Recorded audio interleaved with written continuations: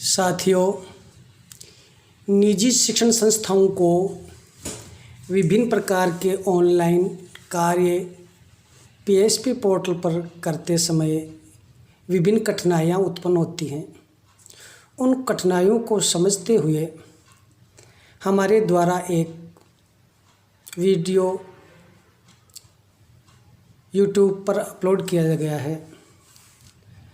तो सभी निजी शिक्षण संस्थान संघ दातारामगढ़ के सदस्यगण, निजी शिक्षण संस्थाएं और अन्य निजी शिक्षण संस्थाओं को भी इस वीडियो से लाभ मिले, इसके लिए सभी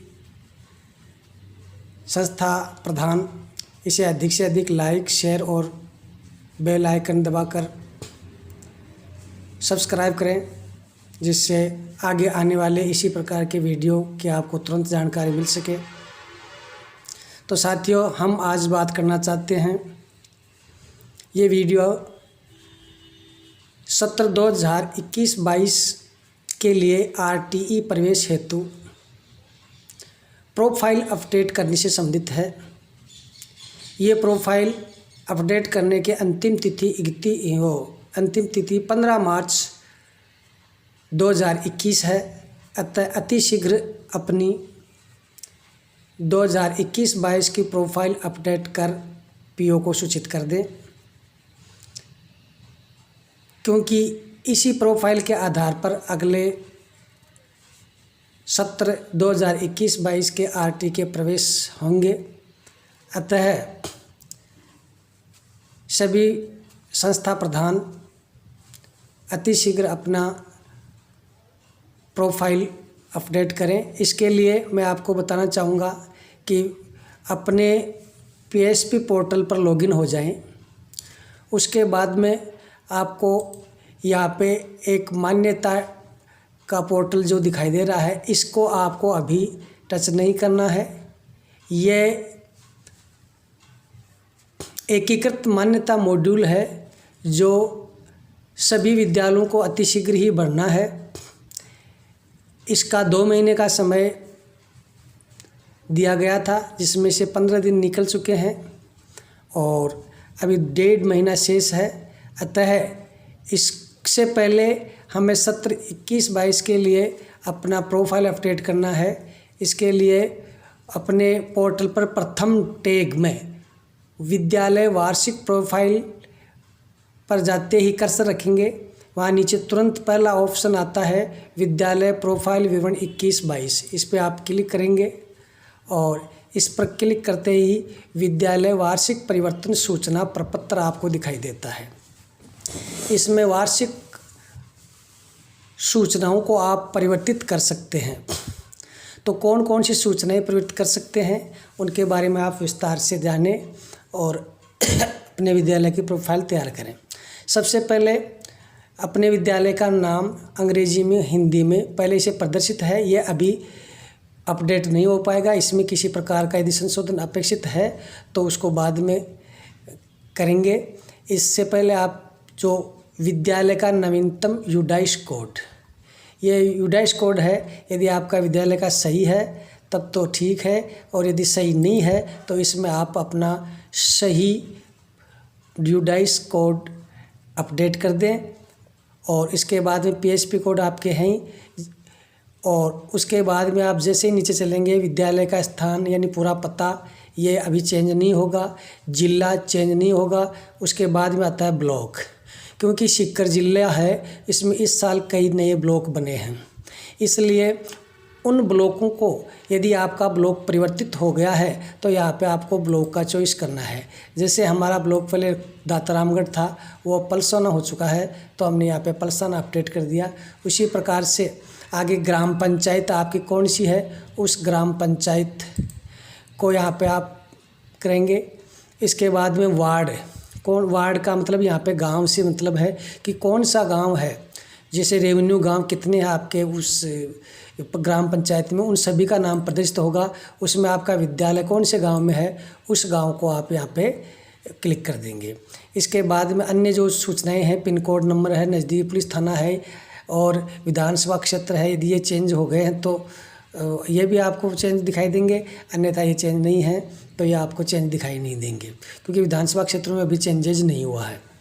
इसके बाद में विद्यालय की शहरी या ग्रामीण स्थिति, रूरल या अर्बन, ये आपका पहले अपडेट किया हुआ है। यदि आपकी रूरल है, ग्रामीण क्षेत्र में है तो रूरल, और शहरी क्षेत्र में है तो अर्बन, ये अभी अपडेट होने वाला नहीं है। यदि इसमें किसी प्रकार का अपडेट की आपको आवश्यकता है तो ये आप या तो डीओ कार्यालय या फिर शिक्षा संकुल जयपुर में संपर्क करके आप इसमें परिवर्तन कर सकते हैं। उसके बाद में विद्यालय किस विभाग से मान्यता प्राप्त है, तो ये नीचे प्राइवेट एडेड है, ये पहले से अपडेट है, इसमें आपको कोई परिवर्तन नहीं करना है।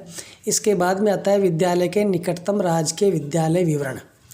इसमें जैसे प्राइमरी स्कूल, ये प्राइमरी स्कूल आपके विद्यालय से 5वीं तक का जो भी विद्यालय है, 10वीं 12वीं में 5वीं क्लास चलती है, लेकिन वो नहीं, ऐसा विद्यालय जिसमें 5वीं तक की कक्षा है, और चाहे वो आपके ब्लॉक में हो, चाहे आप दूसरे ब्लॉक में हो, चाहे आपके ग्राम पंचायत में हो या अन्य ग्राम पंचायत में हो, लेकिन आपके विद्यालय से सबसे नज़दीक जो विद्यालय है उसका विवरण आपको इसमें भरना है कि उस विद्यालय की दूरी आपसे कितनी है।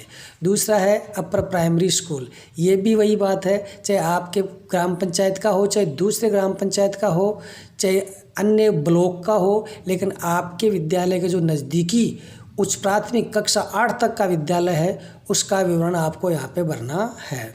और ऐसे ही अगली सेकेंडरी, हायर सेकेंडरी, वो भी यही बात है कि जो 12वीं तक का विद्यालय है या 10वीं तक का विद्यालय है उसका विवरण इसमें बनना है, चाहे वो आपके ग्राम पंचायत में है, चाहे दूसरे ग्राम पंचायत में है, लेकिन आपके विद्यालय के नज़दीकतम विद्यालय है उसका विवरण भरना है। ये विवरण आपका पहले भरा हुआ भी है। यदि वो पहले भरा हुआ विवरण सही है तो आपको किसी प्रकार का चेंज करने की आवश्यकता नहीं है।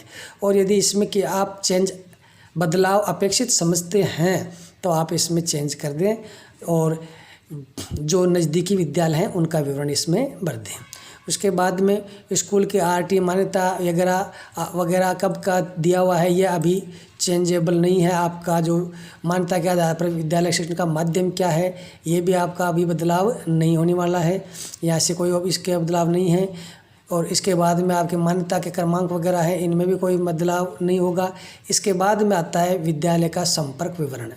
संपर्क विवरण में आपके संस्था प्रधान हैं, उनके मोबाइल नंबर, जो आपका पोर्टल ये आरटी पोर्टल प्रभारी है उसका मोबाइल नंबर, उसका नाम, यदि ये चेंज हो जाते हैं तो उनको आपको चेंज करना है। विद्यालय के फ़ोन नंबर, विद्यालय की ईमेल आईडी यदि आप चेंज कर रहे हैं तो वो आप इसमें नई चेंज करके अपडेट कर दें। और यदि आप का विवरण सही है तो इसमें आपको किसी प्रकार का कोई चेंज करने की आवश्यकता नहीं है।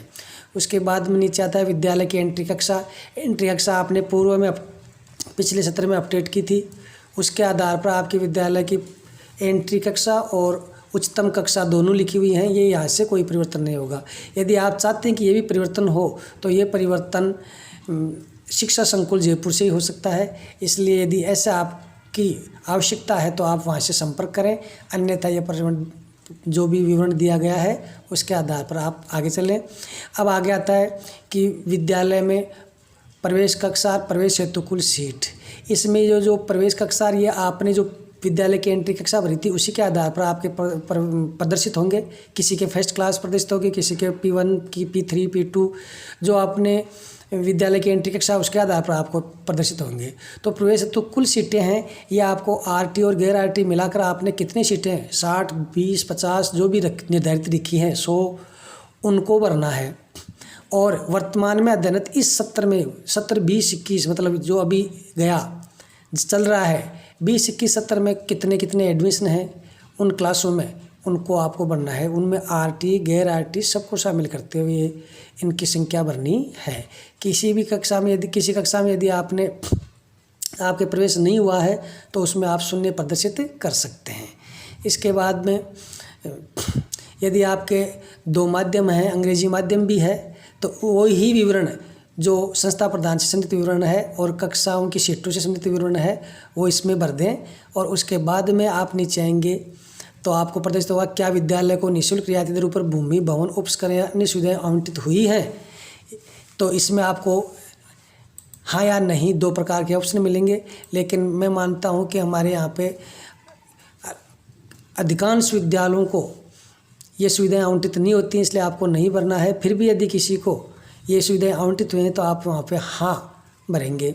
उसके बाद विद्यालय के भवन का प्रकार, विद्यालय के भवन के प्रकार में self own rented, self rent या फिर अलॉटेड फ्री, इनमें से आपको किसी एक ऑप्शन को चॉइस करना है। जो आपको मिला हुआ है भवन का प्रकार है और उसका आपके पास में ज़मीन का कोई ना कोई प्रूफ भी आपके पास में है, जैसे ज़मीन के किरायानामा या ज़मीन की रजिस्ट्री या फिर पट्टा जो भी है। उसके बाद में आप चूज फाइल पर जाएंगे और चूज फाइल पर जाते ही आपके इस प्रकार से खुलेगा। तो जहाँ पे भी आपने पहले से ये तैयार रखें कि आपका किरायानामा जो भी डॉक्यूमेंट है उसको PDF फाइल बनाकर तैयार रखें। और जहाँ पे भी वो रखी हुई है, जैसे डेस्कटॉप पर आप रख लिए तो डेस्कटॉप से आप उसको ले लेंगे और इस प्रकार से जैसे ये फिर सिलेक्ट करने के बाद हम ओपन करेंगे और यहाँ पे ये PDF का चिन्ह दिखाई दे देगा। तो इसको आप व्यू करके भी देख सकते हैं। जैसे ये हमने व्यू किया कि इस प्रकार से ये पूरा इसमें किरायानामा चढ़ चुका है। तो ये देखने के बाद में क्या विद्यालय को अल्पसंख्यक श्रेणी की इसमें आपने पहले जो मान्यता है उसमें भरा हुआ है, क्या विद्यालय RT के से तो यस नो, यह भी आपका बदलाव होने वाला नहीं है।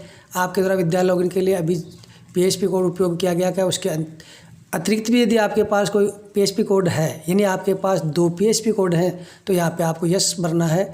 और यदि एक ही PHP कोड है तो आप इसको नो भरेंगे। इतना भरने के बाद में एक बार आप इसको सुरक्षित कर दें। सुरक्षित करते ही आपको इस प्रकार के दिखाई देगा विद्यालय विवरण सफलतापूर्वक सुरक्षित कर दिया गया है। ये सुरक्षित करने के बाद में आप एक बार दोबारा इनको जांच लें, क्या आपने जो भी सूचनाएं भरी हैं वो सभी सत्य हैं, सही हैं, किसी प्रकार की कोई गलती नहीं है। यदि वो सभी सूचनाएं सही हैं तो आप फिर लॉक बटन पर जाएं और लॉक करते ही आपको इस प्रकार से ये एक मॉड्यूल दिखाई देगा, विद्यालय का नाम, विद्यालय के कोड वगैरह और जो भी है इनका ब्लॉक वगैरह कि आपने ये किया यह बातें सभी सत्य हैं। यदि ये सभी बातें आप देख रहे हैं कि बिल्कुल सही हैं तो आप लॉक करें बटन पर क्लिक करेंगे और इस प्रकार से ये हो गया school profile entry locked successfully. और इस प्रकार से आपकी ये लॉक्ड हो गई। अब आप इसका प्रिंट आउट निकाल कर रख लें, जिससे जमा करवा या अपने PO है उसके पास जमा करवा दें और अगले आवश्यक कार्यों के लिए इसको प्रेषित कर दें। धन्यवाद।